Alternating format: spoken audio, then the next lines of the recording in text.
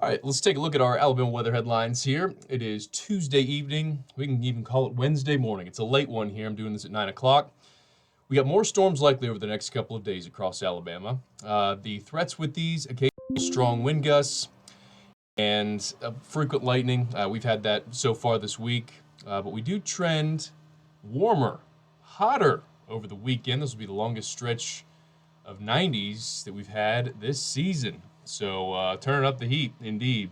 Thunderstorms arrived earlier today, and that actually helped to limit, I think, the overall strength and significance of these storms. Because they came in earlier, we'd had cloud cover, relatively cool, more stable air than on Monday. We had a couple severe thunderstorm warnings, but I think the storms in general were a little less impactful.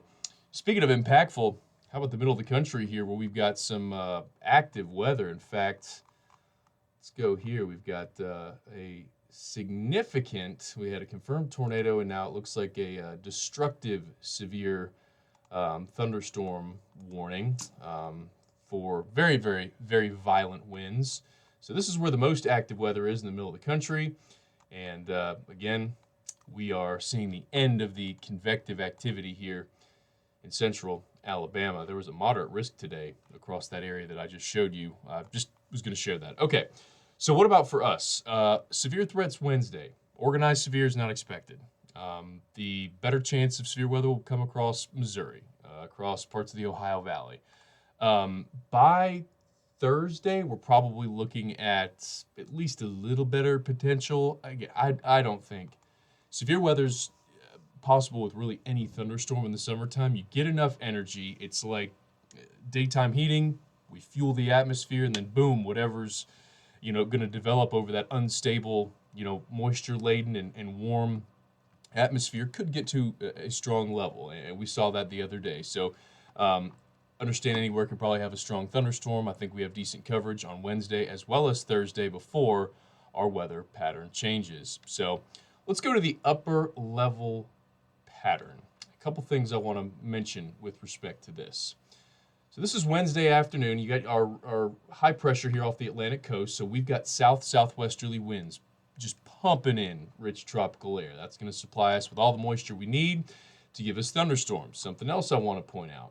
This is Thursday. Look at this little trough here. The focus of the trough will be over the Ohio Valley, but this is going to do just enough to give us some decent coverage over the Tennessee Valley, and that's where the severe threat comes from, over Tennessee, Kentucky, North Georgia, and that little marginal risk for us here in Alabama. But that is really the only feature of note that's going to bring about rain. Watch this feature. How about that big old high? Oh, yeah. See the height values there, very high atmospheric heights. That is correlated with some very warm air beneath in the atmosphere. So the atmospheric column expands with the warmer air present. That leads to higher heights. And we're likely going to see the warmest stretch of temperatures, not just here in the southeast, but really the eastern half of the country so far this year. So with that in mind, talk about our lows tonight. Most of the state in the 70s. Sultry 70s to the south, 76 in Troy, 77 in Andalusia. Boy, I lived in the Wiregrass for a while. I do not miss those upper 70s mornings. It just never really cools down at certain times of the year. And our highs on Wednesday, dependent on the timing of the rainfall, but a lot of areas will be able to reach the mid and upper 80s, a few 90s also possible. This is a look at rainfall probability, or rain coverage, if you will, for Wednesday afternoon. The NDFD pointing to the highest potential in a line from Demopolis to Montgomery, down to Andalusia, and then basically southwest Alabama and the northeastern corner as well. But everywhere's going to have the chance of seeing more storms tomorrow before our pattern does indeed change. Okay, we're at our futurecast now. Let's start Wednesday morning. High resolution data. Going to show by really early afternoon, we've got these isolated thunderstorms beginning to develop. Now, unlike previous days, I think these thunderstorms will be fairly small in stature. They won't be part of a thunderstorm cluster like we had both today and Monday, but nevertheless, some heavy rain, lightning with these. And again, you notice the coverage here over the middle of the state. Central Alabama is just the the hot spot for, rain coverage and consistent rain coverage at that. So, again, not everywhere is going to get the rain early in the afternoon, but we are going to have that potential for rain and for thunderstorms as we head into the afternoon hours on Wednesday. So again, we'll watch that. Some of these could potentially pulse up, but in general, not thinking much in the way of a severe threat. By about 7 o'clock in the evening, a lot of this is fizzled. It is likely due to the loss of daytime heating. Let's go to Thursday. So this is early in the morning, and I'm going to back this up a little bit. You can kind of see the frontal-like nature with the way this stuff's moving early Thursday morning. So this is remnants of thunderstorms that formed along a frontal boundary. So the decaying rain and thunderstorms that approach Thursday morning might give us an early round of rain between, say, 6 a.m. and 10 a.m., and then we see a lull in activity.